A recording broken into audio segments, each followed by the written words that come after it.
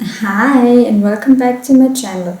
We're officially now in our couple crime month, and starting off, I've chosen a case that has been talked about a lot recently.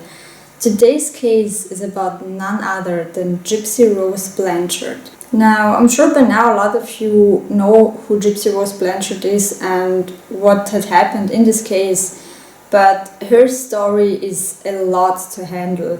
So I've decided to try and pile it up into one video, and hopefully we're going to cover it chronologically. But before we get started though, the trigger warnings for today's case are child abuse, Munchausen by proxy, mental health issues, abuse, physical, mental as well as sexual, medical drug abuse, and murder. So without any further ado, let's get out to the video. Gypsy Rose Blanchard was born on the 27th of July in 1991 in Gold Meadow in Louisiana to her parents Claudine, but everyone called her Didi, so I'm also going to refer to her as Didi in this video, and her father Rod Blanchard.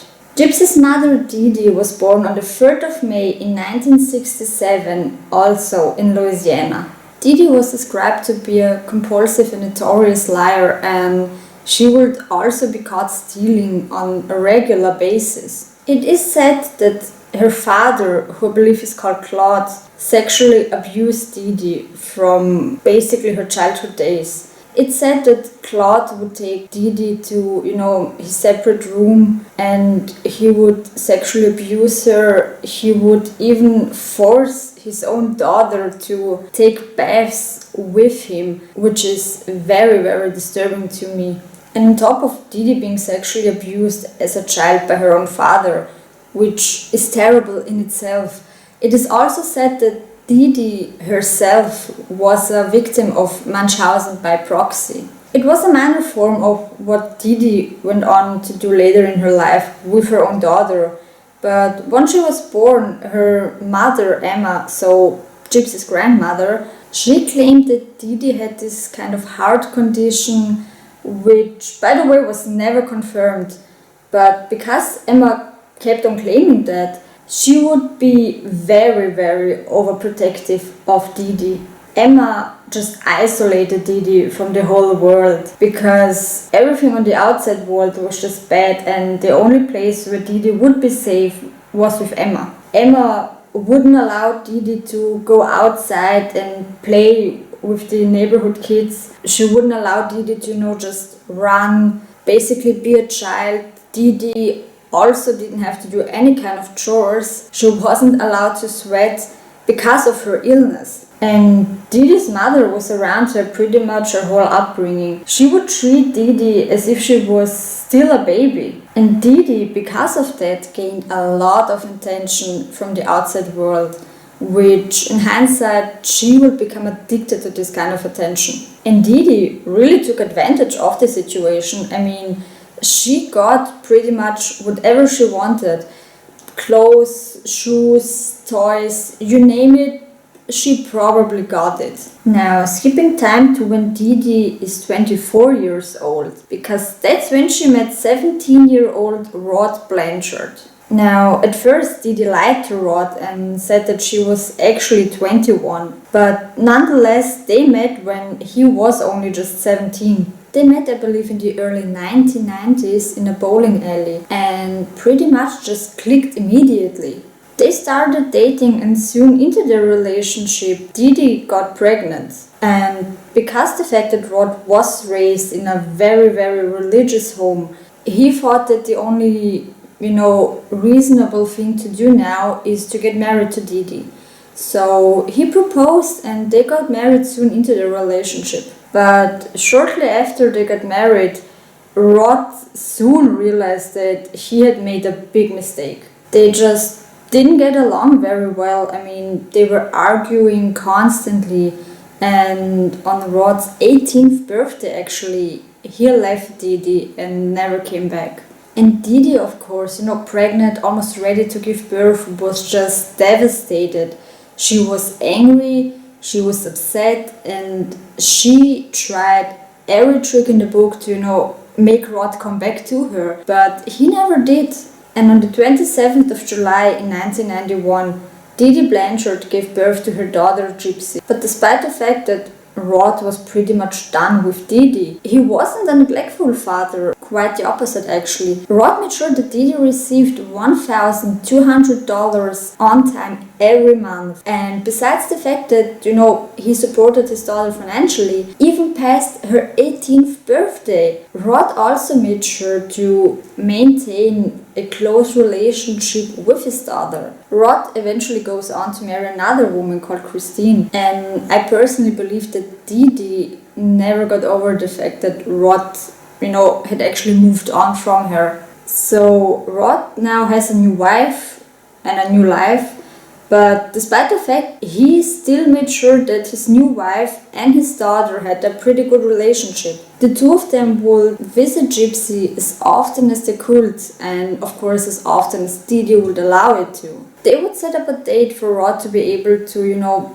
go over and see his daughter, spend some time with Gypsy, but just days before the schedule, sometimes even hours. Rod would just call Didi, make sure everything was still okay, but Didi never responded back to him. In fact, she would only respond days after the meeting would have taken place, just to come up with 100 excuses of why she had to cancel it.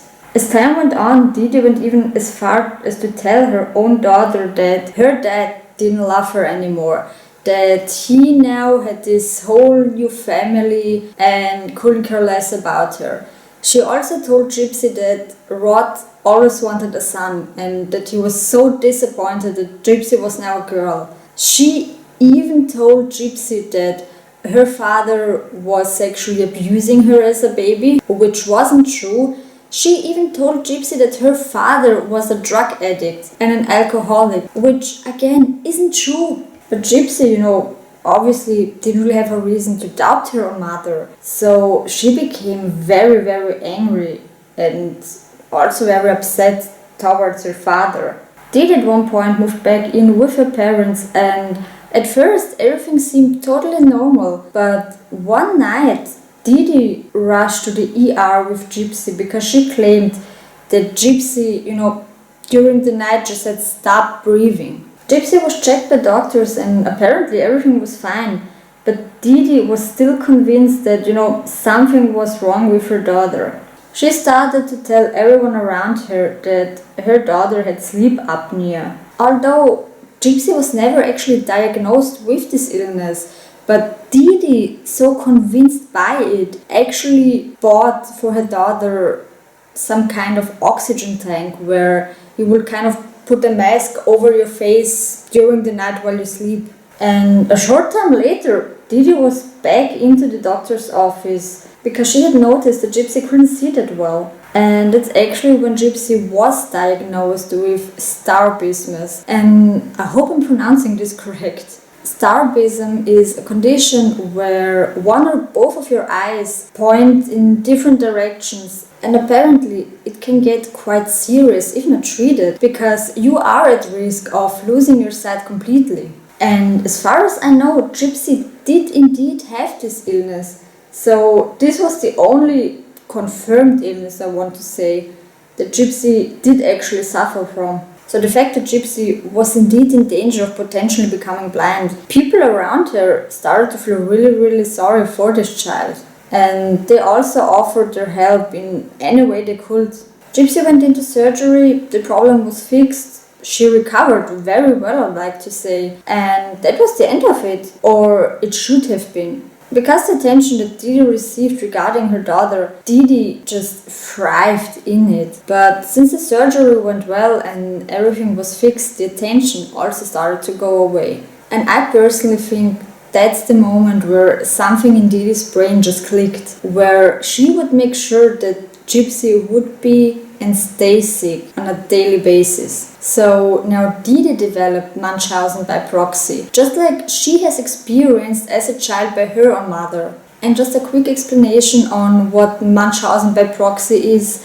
It's a mental disorder where a parent or a caretaker will either make up or to some extent make sure that a child suffers from a certain illness, mostly for the sake of money, attention, or sympathy. When Gypsy was just a toddler, Didi started to tell people that Gypsy suffered from leukemia, and telling everyone just how devastated she was that her poor daughter now needed chemotherapy. Gypsy, thankfully almost you have to say, never had leukemia, but since Didi was thriving from this attention she received, she started to shave her daughter's head in order to make it look more realistic, which is just sick. I'm sorry, but what is wrong with this woman? And as soon as people started to devour this news, Didi started to say that Gypsy had a chromosome defect which caused her asthma, epilepsy, muscle dystrophy, and can actually lead to a person having trouble walking. Just like previous, those are very serious illnesses and nothing to joke about. And somehow Gypsy developed all three of those new illnesses just overnight. And some of you may be wondering like, okay, was there any kind of proof? And the answer to that would be yes. I don't know how, but Didi somehow managed to convince those doctors, those medical professionals, that her daughter indeed had said illnesses. And she was even prescribed medications that Gypsy needed to take. And those medications did indeed have severe side effects on Gypsy's health. She now did indeed develop trouble walking. And with her now being on this medication, the story of this sick child was even more believable. So Didi's sick plan almost worked to perfection. But again, it just wasn't enough for her. She wanted to make Gypsy look even more fragile and helpless. She wanted to put her daughter in a wheelchair. And Gypsy, at 6 years old, did actually had a motorcycle accident. Thankfully, Gypsy wasn't hurt all that bad, but this accident played perfectly into Didi's hands, because now she had the perfect explanation of why her daughter was all of a sudden in a wheelchair. And Didi again would come up with 100 excuses of why Gypsy couldn't get out of this wheelchair. One day, Gypsy and her mother were at the family event, and as soon as Didi wasn't paying attention to her daughter, Gypsy stood up from her wheelchair and went over to the bouncing castle and just started to, jump around, play, just be a kid. As the other family members saw Gypsy, they were shocked but also happy because they were glad that Gypsy obviously was doing better.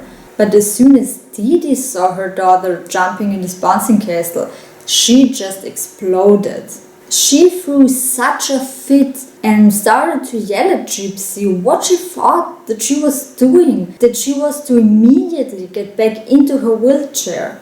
And as far as I know, that would be the last time that her extended family would see Gypsy. And I can't even begin to imagine how Gypsy must have felt like, as a child, to know that you are healthy, but your own mom telling you that you are so awfully sick, you don't really think that your own parents have harmful intentions. And I still can't wrap my head around how Didi managed to get away with it for so long. I mean, I get that you just don't go around questioning the illnesses of people, especially when it comes to children. But still, how was she able to deceive so many, including doctors? The reason, of course, could be that Didi was a trained nurse assistant. So Didi was no stranger to medical terms and was able to describe the symptoms on a different level. And if one doctor did actually get on her case or didn't give her the result that she wanted for her daughter to have, if one doctor didn't agree to put Gypsy on additional medication, which she didn't need, Didi would just switch the doctors. Didi at one point even pulled Gypsy out of the school, and the reason for it, the reason Didi gave, was that she was concerned that the school wouldn't be able to, provide Gypsy with the needed medication at the right time. That was Didi's statement, of course, as to why she preferred her daughter to be homeschooled. In my opinion, I believe she pulled Gypsy out because she wouldn't have any questions to answer that she didn't want to. No noisy teachers that could get into her business. Didi was not telling everyone that she was homeschooling Gypsy, when in reality she never did. This led to Gypsy's development drifting completely. Another advantage for Didi, if you will, was that due to the fact that Gypsy wasn't going to school, she was acting more childlike, which is nothing bad, don't get me wrong. But because she didn't have anyone other than her mother, she also didn't get to the point where she would find her mother's actions suspicious, and Didi would profit from it by telling people that Gypsy had a mental illness where her brain was way underdeveloped and younger than Gypsy herself. Now we'll skip time just a little to where Gypsy is about 9 years old, and get ready because a lot happens in that period of time. Now, Didi and Gypsy are still living with Didi's parents, and around that time, Emma, Didi's mother, suddenly passes away. And Didi was devastated to say the least, but not necessarily in the way that some people would think. Because Didi was a victim of Munchausen by proxy herself, and was used to Emma just praising her and showering her in attention, Didi had a hard time coping with the fact that this attention was completely now gone. And also her father, who allegedly abused her, remarried basically straight away, and that was just too much for Didi. She packed her things up, took her daughter, and basically started to move from one place to another. At one point there was even a warrant out for Didi's arrest because she had committed fraud by signing checks that couldn't be cashed. Some people later on even came forward and said that they suspected Didi to be responsible for Emma's passing. Close to Emma's passing, she was sick, and guess who took care of her? Her favorite daughter, Didi. Now, this is all allegedly, but rumors are that Didi deprived Emma of food. And if that's not horrible enough, Claude, who is Gypsy's grandfather, now also started to abuse her as well. This whole case is already giving me such a headache. Around 2001, Didi had gotten into a car accident. And because she needed to be in the hospital for 2 months straight, Gypsy was now all alone with her grandfather. Now, Gypsy never got out of her wheelchair the whole time. So Claude would just, roll her into a separate room and take off her clothes and start to sexually abuse her. And since the new documentation has been released, Claude actually made an appearance in it where he was asked about the accusation, and his response was, "No, that's not true at all. Gypsy, who was 4 years old at the time, was actually the one who tried to touch me." My blood is boiling, I'm literally shaking. This case, as frustrating as it is, but this man literally gives me freaking migraines. The nerve of this man to even try and portray him as the victim. Are you kidding me? A 4-year-old child tried to touch you. A 9-year-old girl who at the time was so scared to even leave her wheelchair tried to pursue you. Give me a break. To be honest, him saying that is probably as close to him confirming as we are probably going to get. So, in my opinion, he did it and he is guilty. Once Didi was released from the hospital, she also needed a wheelchair. And because Didi wasn't able to look after Gypsy, they stayed with Didi's parents. And I really can't believe I'm about to say that. But Cloud now also started to abuse Didi again as well. He made Didi, her daughter, his granddaughter Gypsy, and himself take baths together on a regular basis. And I think I've just threw up in my mouth. And the whole thing just keeps on escalating. Once Didi had made a full recovery, she was so angry and fed up with this whole situation. Didi was under the assumption that Laura, so Cloud's new wife, was just there to replace Emma. She starts to poison Laura's food. Now, Didi had enough of everything basically. She took her daughter and moved just about 2 hours away to the city of Sadal in Louisiana. And they will spend about 4 years living there. So Gypsy's around 14 years old at the time and without any kind of family to ask questions. But Didi still wasn't satisfied with the amount of control and manipulation that she had over her daughter. So the next logical step for Didi is to take Gypsy's ability away to eat food. Didi told doctors that Gypsy was suffering from a food phobia, and this phobia does exist. It's called, if I can pronounce it correctly, cyberphobia. But again, Gypsy never suffered from that, which was irrelevant to Didi, of course, because before you know it, she was back in the doctor's office. And I'm only guessing that she told the doctors how her poor daughter had this terrible phobia and if there was any way to help her.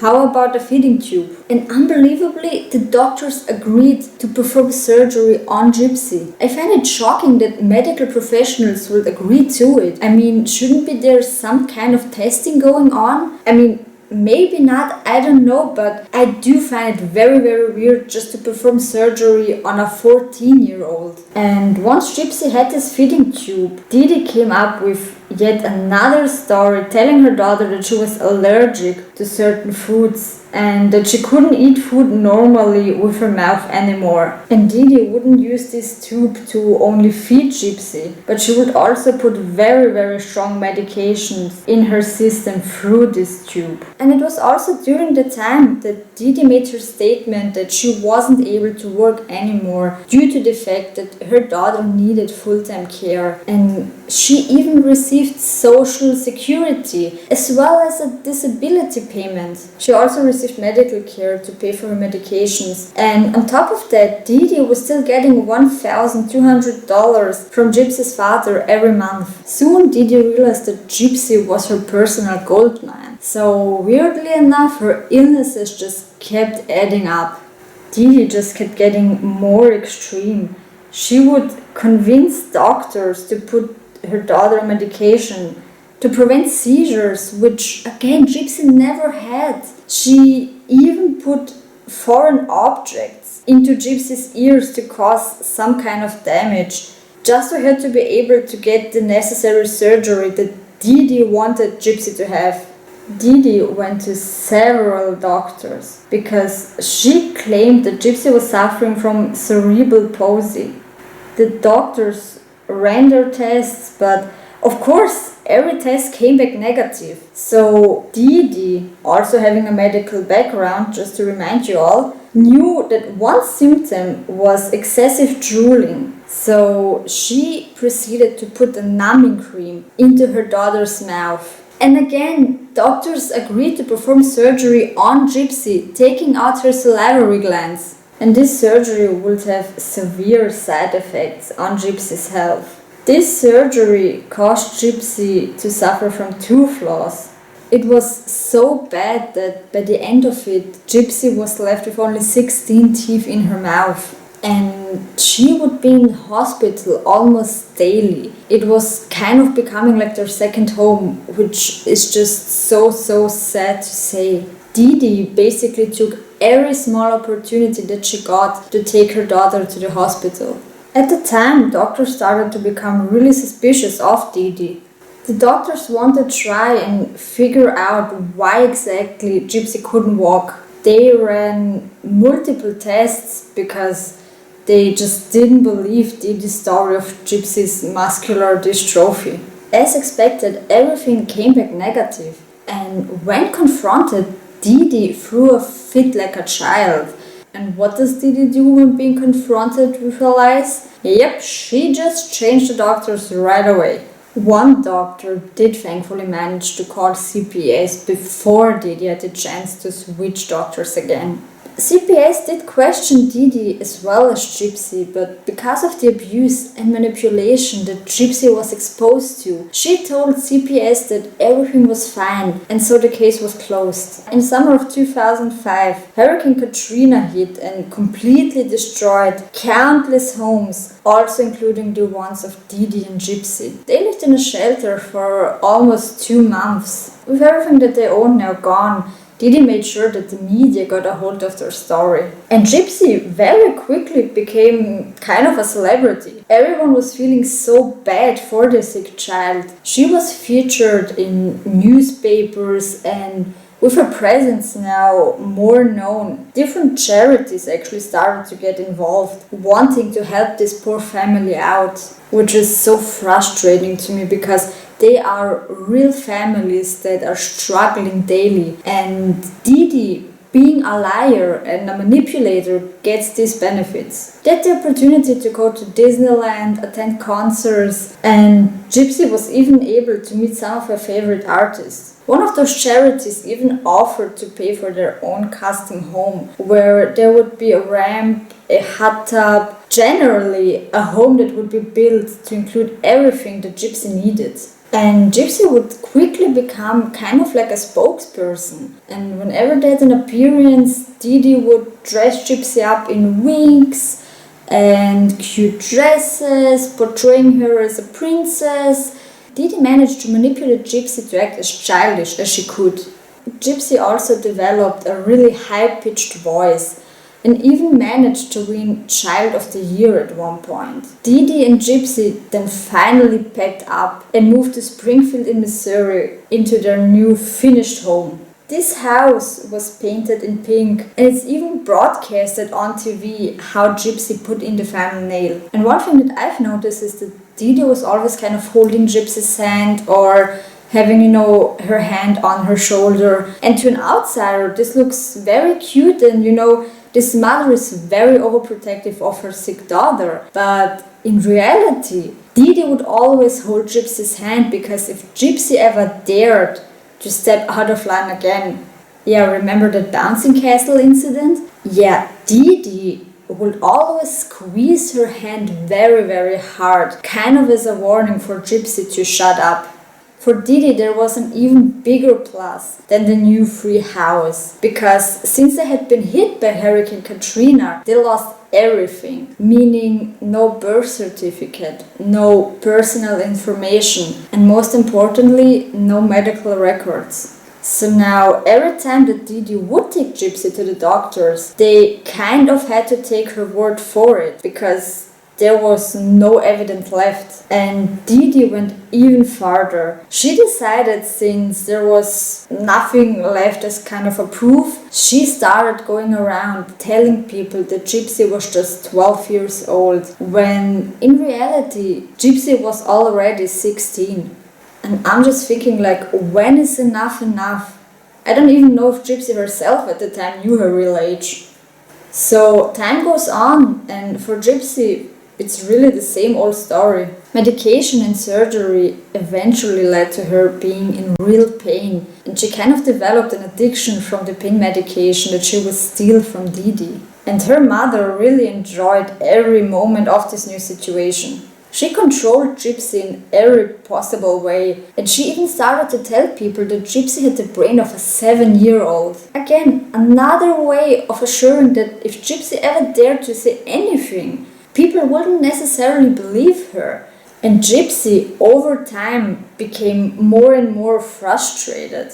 She felt like some things just didn't add up. The fact that she knew that she could walk just fine, but is still kind of bound to a wheelchair. The fact that she couldn't eat solid food. And Gypsy in general was drawn more to the teenagers than, the kids that her mother would set her up to play with. Gypsy had the desire to be a normal teenager. She wanted friends, her freedom, maybe even a boyfriend. And Gypsy indeed got her very first friend, if you will. Alaya was an 18-year-old neighbor. They had gotten close to each other and became friends, and as their friendship started to develop, Gypsy soon realized that something was very off, because now she saw how a normal teenage life looked like. She saw what Alaya was allowed to do, and so one night while Didi was sleeping, Gypsy took the laptop that was gifted to them. And just a side note here, Didi and her daughter actually shared a bed. So one night she snuck out, and once she discovered the internet and social media for herself, Gypsy would sneak down almost every night from now on. She created a secret Facebook profile and chatted with a newfound friend, a liar. And the more the girls talked, the more Gypsy discovered about the real world. One night though, her mother caught her, and again Didi would start throwing such a huge fit over it. Didi went as far as to grab a coat hanger, and from this point on, she would start to physically abuse Gypsy. Now again, we'll skip time to 2011, where Gypsy and her mother would attend a sci-fi convention. And in hindsight, this trip would kind of be the beginning of the end.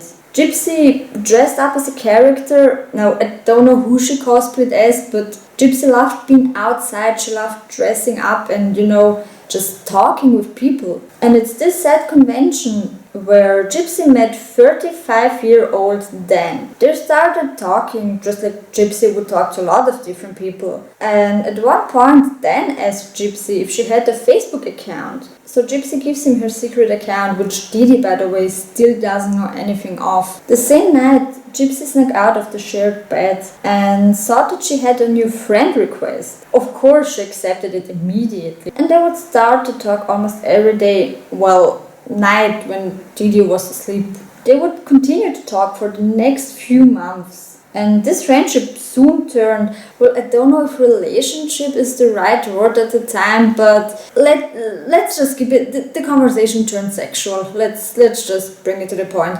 They started to talk more in a sexual way with each other. And as they started to talk more and more, Gypsy actually starts to open up, and she came clean to Dan about everything. How confused she was, how her mother is towards her. And as it continued to talk, Gypsy actually finds her birth certificate. Now, I don't know if this is like the original one that Didi may have saved somehow, or if it was a copy. But nonetheless, Gypsy finds it, and that's when she discovers her real age, which said that she was indeed 19 years old. Now, upon finding it, she fills Dan in, and he just tells Gypsy, look, you're an adult now. You can leave if you want to. And that's exactly what Gypsy does. One night around 2 p.m, Gypsy packed her things up and hitchhiked over to Dan. But unfortunately, her freedom wouldn't last long, because Didi now realized that Gypsy was missing. And it wasn't long until she found the secret account and the address of Dan. And again, just like Didi always does, she went over there and threw the biggest fit, screaming on top of her lungs for this man to let her daughter out, because she's a minor, and if not, she'll call the police. And I do get that Gypsy and Dan must have been scared, but what I'm thinking, if Didi really threatens them with the police, let her just call them, because Gypsy did find her birth certificate. And yes, Dan is 35, but Gypsy at this point is also technically an adult. And worst case scenario, there is still Gypsy's dad, Rod. So just some backstory here, because this case is so long and it's hard to actually tell it in chronological order. Rod still paid child support for Gypsy, and Rod called Didi to wish Gypsy a happy 18th birthday. But Didi refused to hand the phone over until Rod promised that he wouldn't tell his daughter that she turned 18 years old. She told him that because Gypsy did have the brain of a 7-year-old, this would just upset her. So Rod didn't say anything, because he, as well as other people, didn't really have any reason at first to doubt Didi. So yeah, there is still Gypsy's father to confirm Gypsy's real age. But Dan opens the door and Gypsy straight away confronts her mom, saying, I know that I'm 19 years old. But Didi, in her usual, just gaslit her, telling her, you're confused. You don't really know what you're talking about. Why don't we just go home and talk there over everything? So they leave Dan's house. And once they got home, everything turned even worse for Gypsy. As they entered through the door, Didi destroyed the laptop with a hammer. She threatens Gypsy and even handcuffs her to the bed. and she would leave her handcuffed for the next 2 weeks. Didi also deprived Gypsy of food for 2 whole days, and once she kindly released her daughter, Didi knew that she needed a new plan. So she tells Gypsy that she's going to cast a dark magic spell on her for Gypsy to never find love in her life. She got a cow's tongue, photos of her daughter and Dan, and proceeded to put it in a jar along with Gypsy's menstrual blood. Now, I don't know, nor do I think I want to know how she actually got the blood. Didi buried this jar in their backyard, and poor Gypsy tried to come to realization that she was now destined to be alone for the rest of her life. But even this fact didn't stop Gypsy from her decision to leave her mother. A few months later, Gypsy tried to escape again, but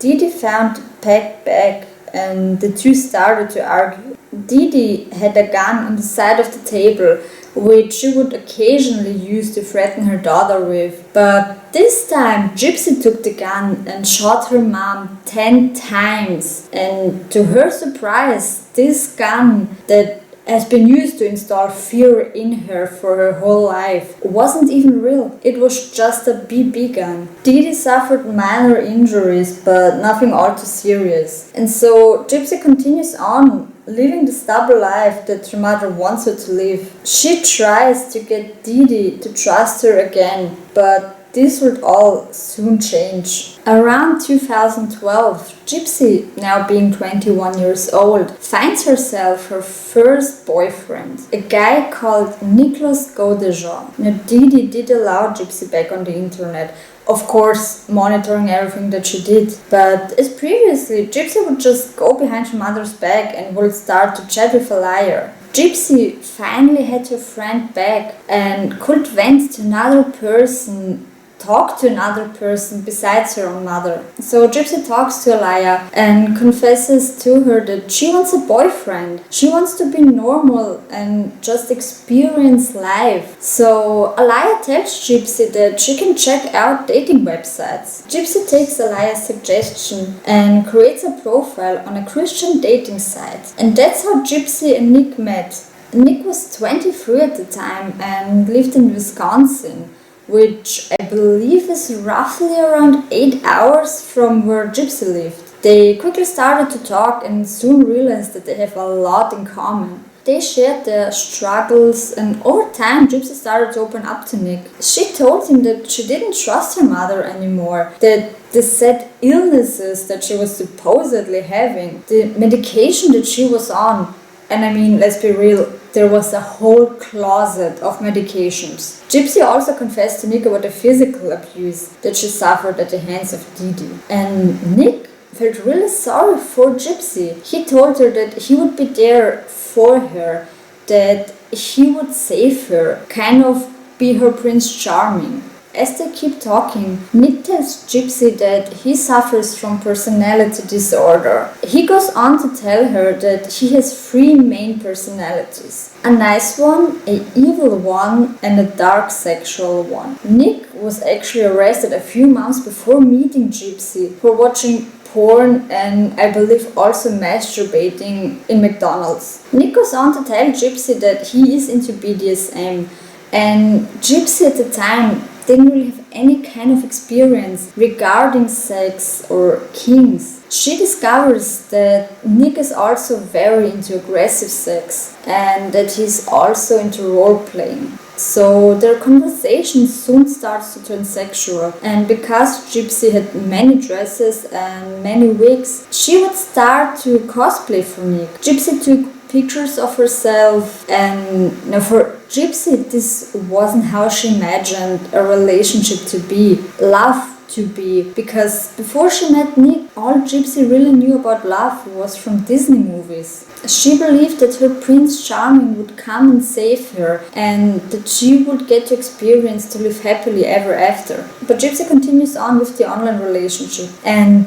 this goes on for about 2 years. After 2 years, the couple decide that they want to finally meet in person. But they need a good plan because Didi wouldn't allow Gypsy to have a boyfriend. Around the time the new Cinderella movie was playing in theater, and Gypsy loves Disney.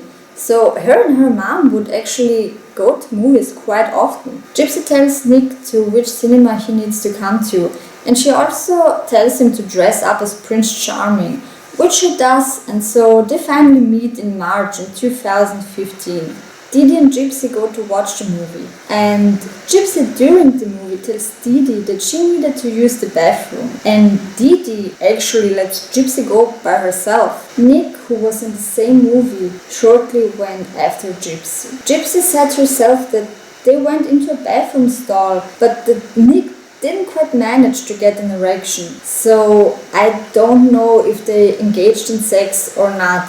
But even though the fact that Gypsy kind of had the expectation that a relationship would be like in Disney movies, for her, this was her Prince Charming. After the movies, Nick bumps into Gypsy and her mother, and they start to talk and even exchange their phone numbers. But Didi tells her daughter very quickly that she is not to see or speak to this boy ever again. And for Gypsy, this was something that she wasn't going to accept. She started to rebel and fight with Didi. And Didi, now realizing that she couldn't control her daughter like she used to, put Gypsy on even more medication, trying to sedate her even more. But by this time, Gypsy was having none of it.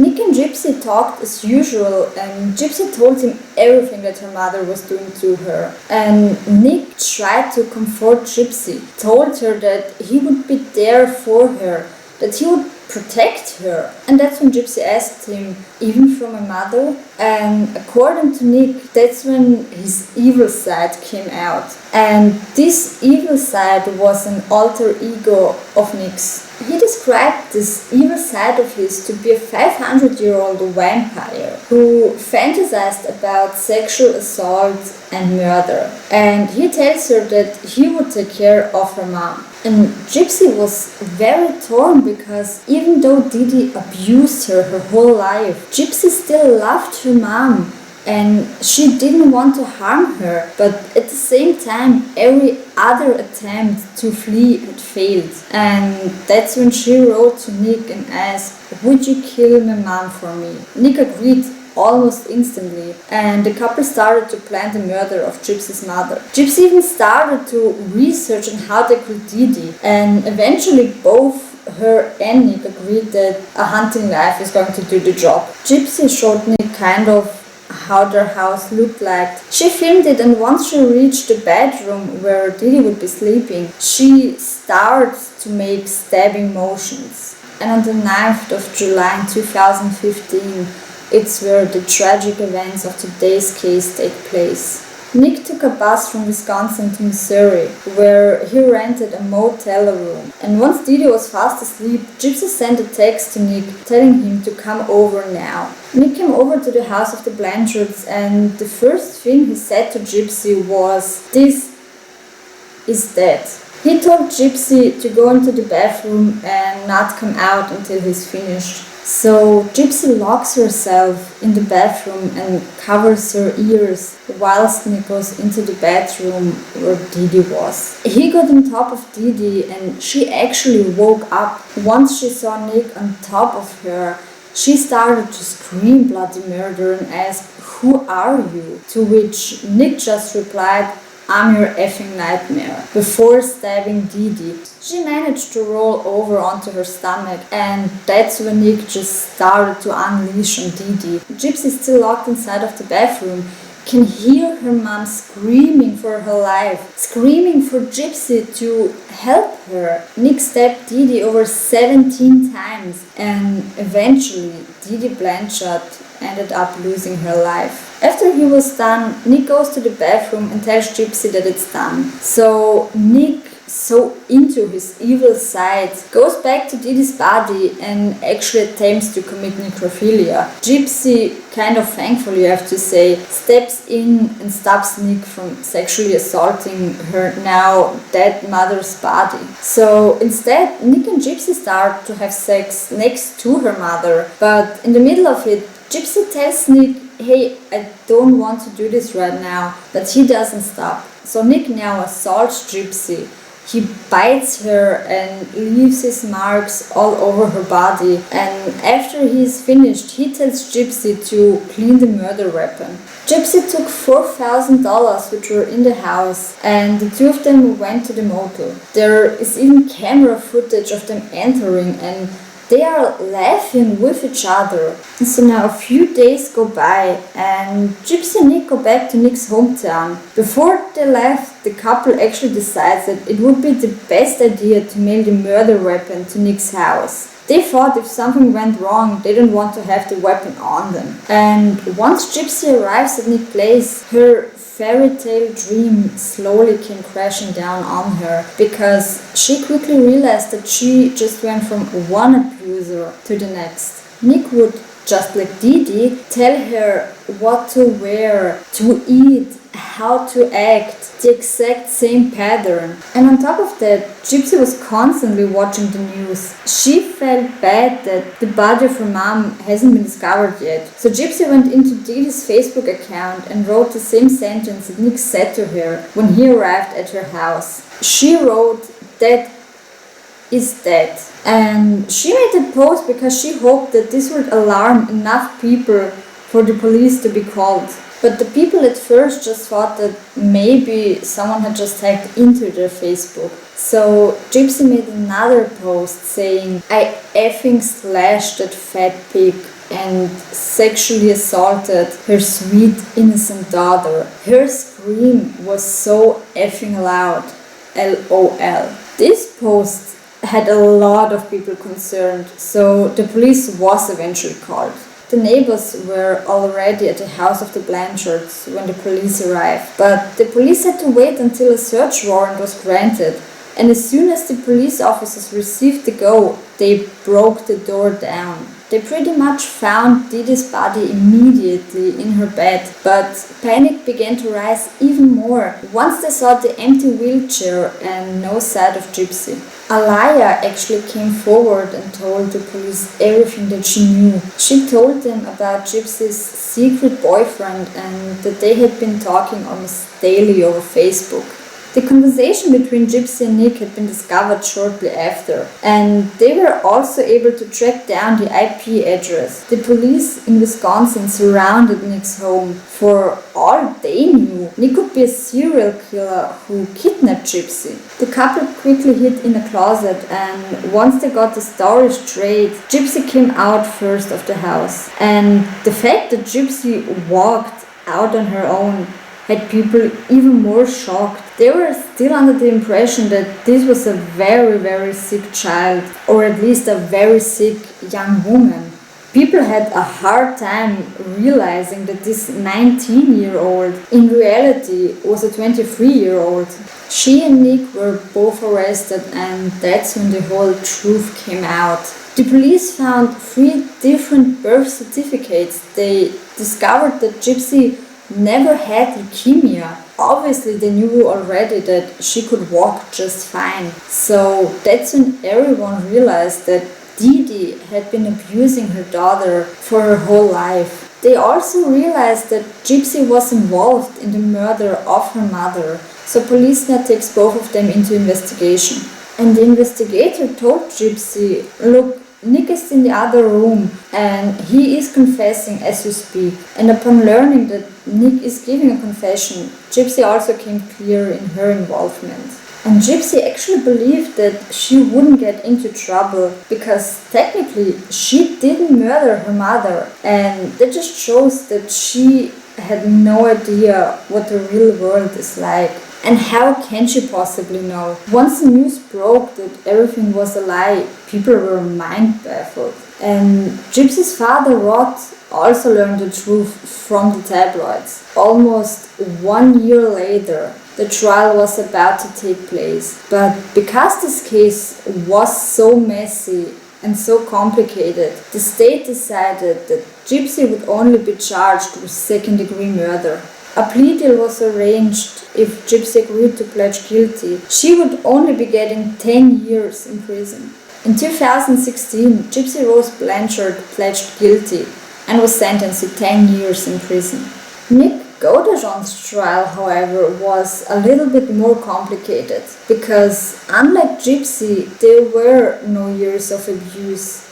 He murdered for no apparent reason. And so Nick Godejohn was found guilty of first-degree murder and was sentenced to life in prison without the possibility of parole. Gypsy, while in prison, gave an interview with Dr. Phil.